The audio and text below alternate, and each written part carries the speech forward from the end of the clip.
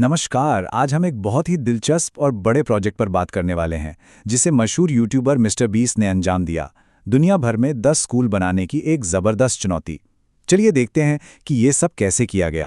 तो सवाल ये उठता है कि आखिर दुनिया भर में 10 स्कूल बनाने के लिए क्या कुछ करना पड़ता है। ये सिर्फ ईंट और गारे का काम नहीं है। नहीं, ये उन हजारों जिंदगियों को बदलने की बात है जिन्हें वाकई मदद की जरूरत है। जैसा कि हम आगे देखेंगे, ये काम सिर्फ बिल्डिंग बनाने से कहीं कहीं ज़्यादा बड़ा था। ये तो समुदायों को पानी, खाना और सबसे ज़रूरी सुरक्षा देने के बारे में था।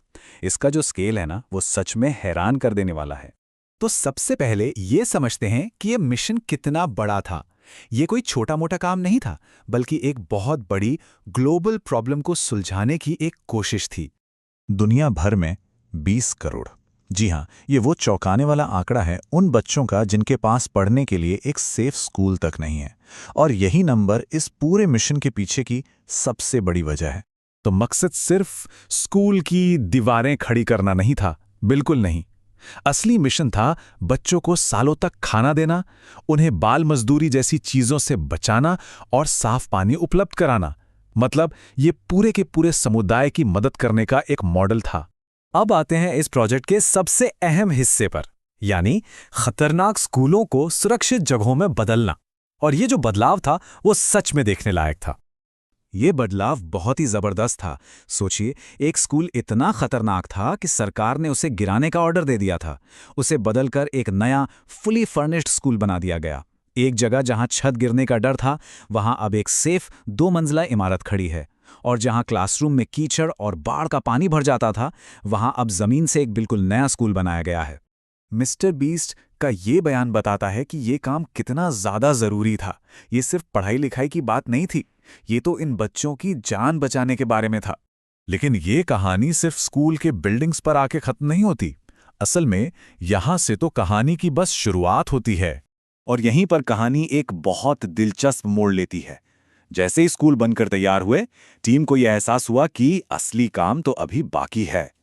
उन्होंने सिर्फ स्कूल ही नहीं बनाए, उन्होंने ताज़े पानी के कुएं खुदवाए, टीचर्स के रहने के लिए घर बनाए, कम्युनिटी किचन बनाए, टूटे फूटे पुलों को सुरक्षित किया, बाथरूम और सिंक लगवाए, स्कूल बसें दी और यहाँ तक कि खेलने के लिए फुटबॉल के मैदान भी तैयार करवाए।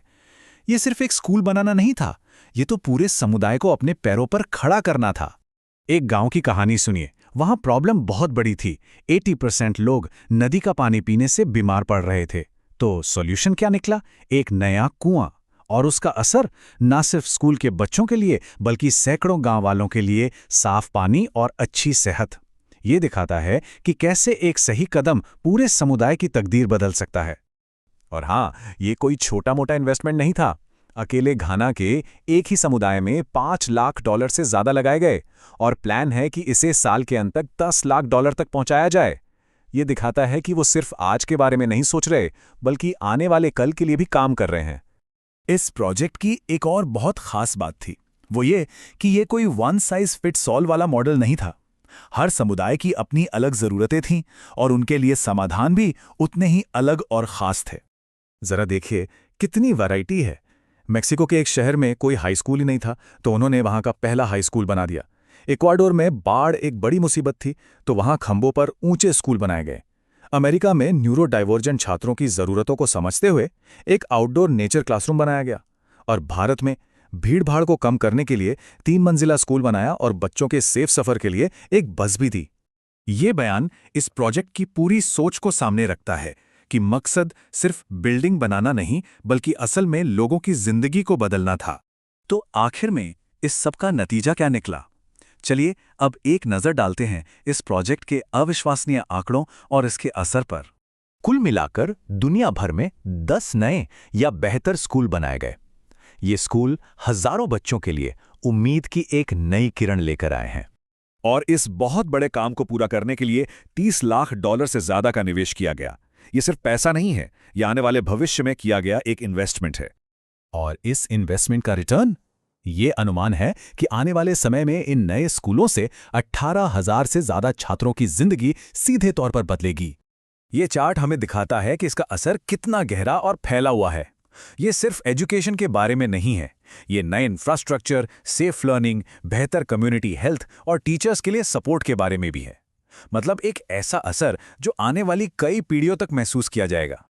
और हम आज की बात खत्म करते हैं मिस्टर बीस्ट के इस भविष्य की ओर देखने वाले बयान के साथ, जो इस प्रोजेक्ट के बड़े और उम्मीद भरे विजन को दिखाता है। ये तो सिर्फ एक शुरुआत है, और ये हमें सोचने पर मजबूर करता है, जब क्रिएटिविटी और रिसोर्सेज को सही दिशा में इस्तेमाल किया जाए तो और क्या-क्या हासिल किया जा सकता है।